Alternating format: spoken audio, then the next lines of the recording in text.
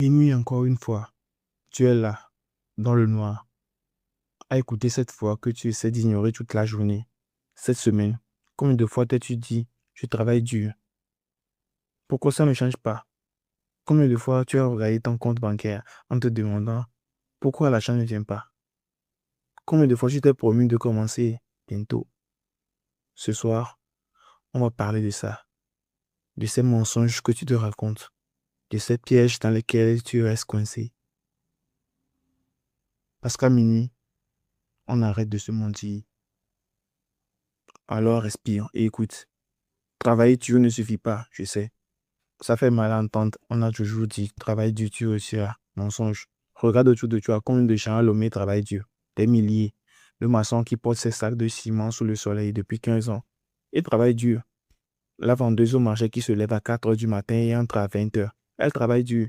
Le chauffeur de taxi qui fait 16 heures par jour pour nourrir sa famille. Il travaille dur. Il travaille plus dur que la plupart des gens. Et pourtant, ils sont toujours au même endroit. À minuit, quand tu regardes ta vie honnêtement, tu le sais déjà. Le travail dur ne suffit pas.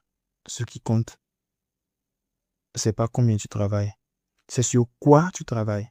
Tu peux passer 12 heures par jour à faire un travail qui ne te mènera nulle part. Dans 10 ans, tu auras juste 10 ans de plus, même endroit, même salaire, même vie. Ou tu peux passer 2 heures de plus par jour sur quelque chose que tu construis, qui accumule, qui te rapproche de la liberté. La différence, l'intelligence, la stratégie, la direction. Travailler dur dans la mauvaise direction, c'est comme courir vers le sud en espérant arriver au nord. Peu importe ta vitesse, tu n'y arriveras jamais. Alors, arrête de te vanter de travailler dur. Tout le monde travaille dur. La vraie question, c'est, est-ce que ton travail te construit un actif? Quelque chose que tu continues à te rapporter même quand tu ne travailles pas. Le maçon prend son temps. Quand il s'arrête, l'argent s'arrête.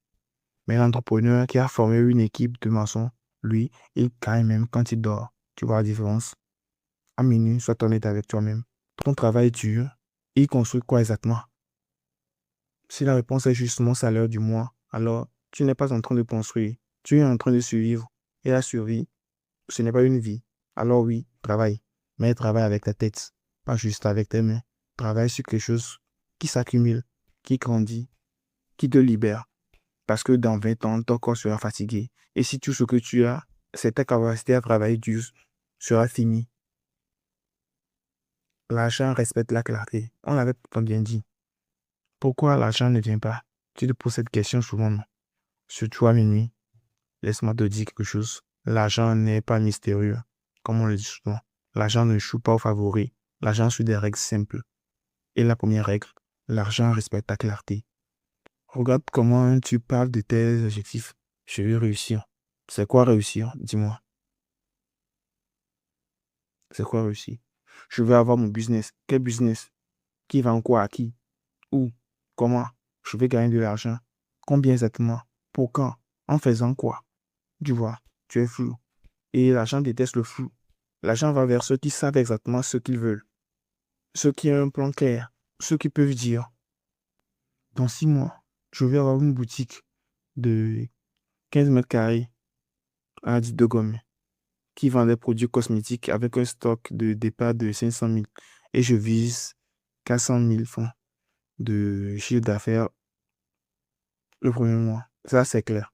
Quand tu es clair, tout change. Ton cerveau sait exactement ce que tu cherches. Et les opportunités deviennent visibles, les actions deviennent évidentes. Mais tant que tu restes dans le vague, et dans le je veux réussir, je vais faire du business, tu vas tourner en rond et l'argent ne viendra pas. À minuit, fais cet exercice. Prends ton téléphone, ouvre ton note et écris exactement ce que tu veux. Pas je veux une belle vie, non. Écris je veux 300 000 francs par exemple, par mois en vendant quoi, le produit précis, à un teneur tel précis. Tu écris tout ça à la date. Écris juste ce que tu sois tellement clair qu'un enfant de 10 ans pourrait comprendre ton plan. Parce que voilà le secret que personne ne te dit. L'univers ne répond pas aux souhaits vagues. Il répond aux intentions claires. L'argent ne court pas derrière les rêveurs confus. Il court derrière les bâtisseurs précis. Alors, arrête de rêver flou. Deviens clair, brutal dans ta clarté. Elle regarde l'argent commencer à te respecter. Pourquoi tu restes mentalement pauvre? Laisse-moi te dire quelque chose de dur. Tu n'es pas pauvre à cause de ton compte bancaire. Tu es pauvre à cause de ta mentalité. Oui, ça fait mal, mais à minuit, on dit la vérité. Regarde comment tu penses. Quelqu'un réussit, il a de la chance. Quelqu'un lance un business, il avait des connexions. Quelqu'un gagne bien. Ah, son père lui a donné de l'argent. Sa mère lui a donné de l'argent. Tu vois ce que tu fais? Tu cherches toujours des raisons extérieures, jamais toi. Ça, c'est de la mentalité du pauvre. Pas à cause de l'argent dans ta poche, mais à cause des pensées dans ta tête. Le pauvre cherche à qui blâmer. Le riche cherche comment apprendre. Le pauvre dit, c'est pas juste. Le riche dit, qu'est-ce que je peux faire différemment? Le pauvre attend que les choses s'arrangent. Le riche arrange les choses. Tu sais ce qui tue ton potentiel? Tes phrases. Je ne peux pas. Ce n'est pas pour moi. Je n'ai pas les moyens. C'est trop difficile. Chaque fois que tu dis ces phrases, tu renforces ta pauvreté mentale. Remplace-les comme comment je veux ou comment je peux. Comment je peux faire pour que ce soit pour moi? Comment je trouve les moyens qui a réussi malgré les difficultés? Tu vois la différence? C'est pas juste du positif. C'est changer la direction de ton cerveau. Un cerveau qui cherche des excuses trouve des excuses. Un cerveau qui cherche des solutions trouve des solutions. Et à minuit, sois honnête avec toi-même. Combien de fois aujourd'hui tu as dit, je ne peux pas?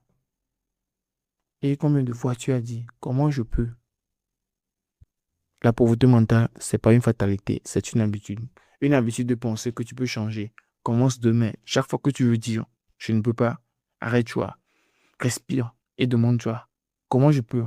Au début, ça paraît pas fou, forcé, c'est normal. Toute nouvelle habitude paraît bizarre au début. Mais dans 3 mois, ton cerveau aura changé. Il cherchera automatiquement des solutions au lieu d'excuses. Et c'est là que tu commences à changer. Parce qu'un esprit riche dans un corps pauvre trouverait l'argent. Mais un esprit pauvre dans un corps riche perdra tout. Change ton esprit d'abord. L'argent suivra. Le piège du je commence bientôt. Je vais commencer bientôt. Combien de fois tu as dit ça cette année? Combien de fois tu t'es promis de commencer ton business, ton projet, ton changement bientôt? À minuit, dans le silence, tu sais la vérité. Bientôt ne viendra jamais. Bientôt, c'est le refus des lâches. C'est l'excuse parfaite. Parce que bientôt, ça ne te met aucune pression. Ça ne t'engage à rien.